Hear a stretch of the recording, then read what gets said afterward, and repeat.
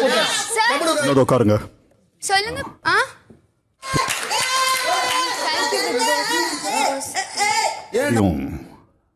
நண்பர்கள் அனைவருக்கும் வணக்கம். நேற்று எபிசோட்ல நடந்த ஒரு விஷயத்தை பத்தி தான் பார்க்க போறோம். ஆக்சுவலா வியானா நேத்து கானா வினோத்தை போட்டு பொழந்திருப்பாங்க.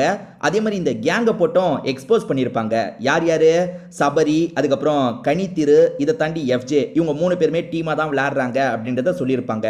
அப்படி சொன்னதுக்கு அப்புறம் கானா வினோத்தால அதை ஏத்துக்கவே முடியல. கானா வினோத் நம்ம மறுத்து சொல்லிடணும் அப்படின்ற மாதிரி வேக வேகமா ஸ்டேஜுக்குலாம் ஓடி வந்துட்டு இருக்காரு. இந்த சைடு பார்வதி, திவாகர் வேற டான்ஸ் ஆடிட்டு இருக்காங்களா. இதை பார்க்குற அவர் இன்னும் கடுப்பாயிட்டாரு. எப்படியாவது நம்ம மறுத்து பேசிடணும்னு அந்த இடத்துக்கு நிக்கிறாரு. அப்ப பிக் பாஸ் இருக்கார்ல, வியானா நீங்க பிளாஸ்மா கிட்ட வாங்கன்ற மாதிரி சொல்லிட்டாரு. ஆனா கானா வினோத் அங்கேயே நின்றுட்டு இருக்காரு. அதனால பிக் பாஸ் இருக்கார்ல, கானா வினோத் போய் உட்காருங்க அப்படின்ற மாதிரி சொல்லிட்டாரு. வேற வழி இல்ல, பிக் பாஸ் சொல்லிட்டா உட்காந்து தானே ஆகணும். வேற வழி இல்லாம இவரும் போய் உட்காந்துடுறாரு. அதுக்கப்புறம் வியானாவா அந்த பிளாஸ்மா முன்னாடி நிக்கிறாங்க.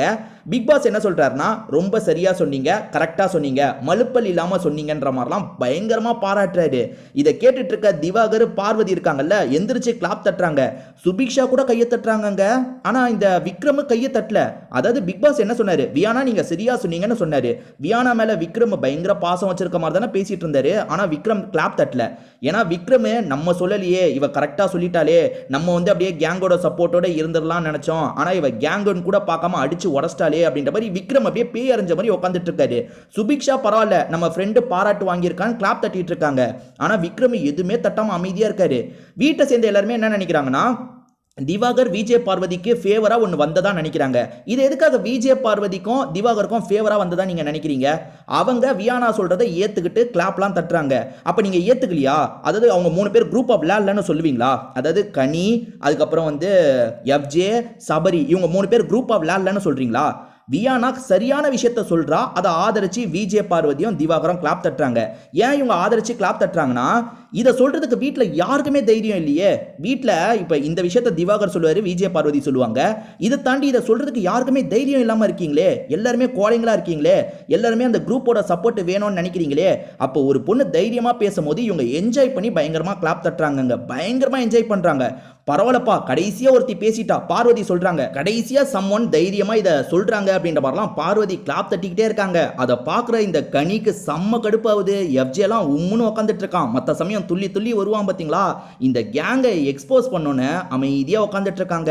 கானா வினோத் வேற அவர் பக்கம் நியாயத்தை சொல்லணும்னு அடிக்கடி அந்த இடத்துக்கு வந்துட்டு இருக்காரு. ஆனா பிக் பாஸ் இருக்கார்ல, கானா வினோத் இப்போ நீங்க காட்டுற தைரியத்தை டாஸ்க் ஆரம்பிக்கும் போது காமிச்சிருக்கணும், போய் உட்காருங்கன்னு சொல்லிட்டாரு. கடைசி வரைக்கும் கானா வினோத்தை எதுவுமே பேச விடல.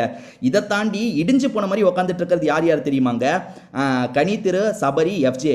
ஏன்னா நீங்க 3 பேருமே குதிரைங்க மாதிரியும் சவாரி செய்யறவங்க மாதிரியும் மாத்தி மாத்தி ஹெல்ப் பண்ணிக்கிறீங்க. அதாவது உங்க 3 பேருக்குள்ள ஒரு சண்டை வந்தா அந்த சண்டையை பத்தி வெளியே கூட தெரியாம நீங்க கவனமா உங்களுக்குள்ளேயே பேசி முடிச்சுக்கிறீங்க.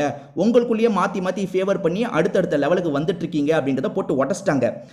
இவங்க சொல்றது இவங்க ஒப்பீனியன் கூட எல்லாருமே போயிடுவாங்க. சரி, இந்த வியானா இப்படி சொல்றா, இதனால என்ன மாற்றம் நடக்க போகுது, ஒரு மாற்றமும் நடக்காதுன்னு கூட கடந்து போயிடுவாங்க. பிரச்சனை என்னன்னா, கடைசியில பிக் பாஸ் இருக்கார்ல, வியானா சூப்பரா சொன்னீங்கன்னு சொன்னது, அப்ப பிக் பாஸுமே இதை ஏத்துக்கிறாரு, பிக் பாஸுமே இப்படிதான் பாக்குறாருன்றத சொல்ற மாதிரி ஆயிடுச்சு. பிக் பாஸ் எப்பவுமே அவரோட கருத்தை சொல்ல மாட்டாரு.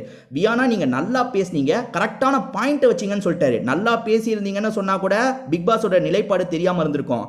நீங்க நல்ல பாயிண்ட் வச்சீங்க, கரெக்டா பாயிண்ட் வச்சீங்கன்னு சொல்லிட்டு அதுல தான் எல்லாரோட மூஞ்ச ஒரு மாதிரி மாறிடுச்சுங்க. இருக்கிறதுலயே நேத்து எபிசோட் தான் பெஸ்டான எபிசோட்னு நான் சொல்லுவேன். ஆக்சுவலா இவங்க குரூப்பிசம் பண்ணி மாத்தி மாத்தி ஓட்டு போட்டு இவங்களே இருந்துக்கலாம், இவங்களே சேஃபா இருந்துக்கலாம்னு ஒரு கேம் ஆடினாங்க பாத்தீங்களா. அது எப்படா எக்ஸ்போஸ் ஆகும்ன்ற மாதிரி நான் வெயிட் பண்ணேன். சூப்பரா வியானா தைரியமா சொன்னாங்க. உண்மையிலேயே வியானாவை இந்த இடத்துல நம்ம பாராட்டி தான் ஆகணும். அந்த அளவுக்கு தைரியமா சொன்னாங்க. ஸோ நேற்று எல்லாருமே எபிசோடு பார்த்துருந்தீங்கன்னா தெரிஞ்சிருக்கோம், வியானா செம்ம பண்ணிட்டாங்க. பிக் பாஸ் அதனால தான் அவ்வளோ பாராட்டினாரு. பிக் பாஸ்லாம் அவ்வளோ சீக்கிரம் யாரையும் பாராட்ட மாட்டாரு. கலையரசன் டான்ஸ் பண்ணதுக்கு பாராட்டினாரு, வியானாவை இந்த இடத்துல பாராட்டுறாரு. ஸோ எனக்கு கரெக்டாக இருந்தது. உங்களுக்கு இதில் ஏதாவது தப்பு இருந்ததுன்னு நினச்சிங்கன்னா கமெண்ட் செக்ஷனில் ஷேர் பண்ணிக்கோங்க.